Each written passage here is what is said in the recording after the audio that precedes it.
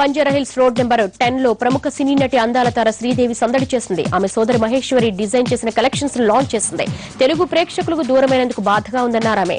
మంచి కథతో వస్తే సినిమా తీయడానికి సిద్ధమంటున్న అతిలోక సుందరితో మా ప్రతినిధి Chanakya face to face. Athiloka Sundari అనేటప్పటికీ ప్రతి ఒక్కరికి మన శ్రీదేవి గారు గుర్తొస్తారు. ఈ రోజు నగరంలో శ్రీదేవి గారు ఉన్నారు. శ్రీదేవి గారితో మాట్లాడదాం. Hello ma'am. So after long time in Hyderabad and రెగ్యులర్గా మీరు హైదరాబాద్కి వస్తుంటారు. ఈ రోజు మీ చెల్లెలు గారి కలెక్షన్స్ లాంచ్ చేయడానికి వచ్చారు. So how do you feel and collections ఎలా ఉన్నాయి?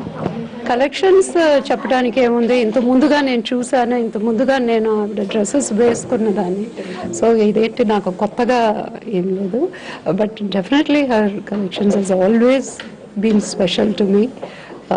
ఈ ఒక ఓపెనింగ్ తర్వాత నాకు చాలా నమ్మకం ఉంది. అందరూ సెలబ్రిటీస్ కానీ అందరూ ఆమె క్లోత్స్ అంటే ఇష్టపడి వేసుకుంటారనే నమ్మకం నాకు ఉంది.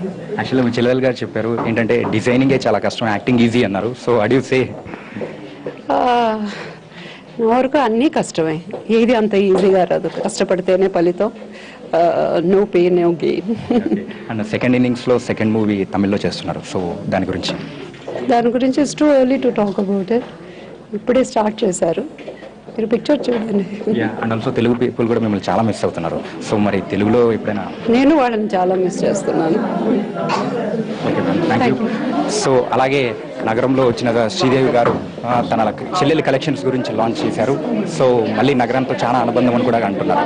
కెమెరా పర్సన్ శ్రీనుతో చాణక్య ఎన్టీవీ హైదరాబాద్.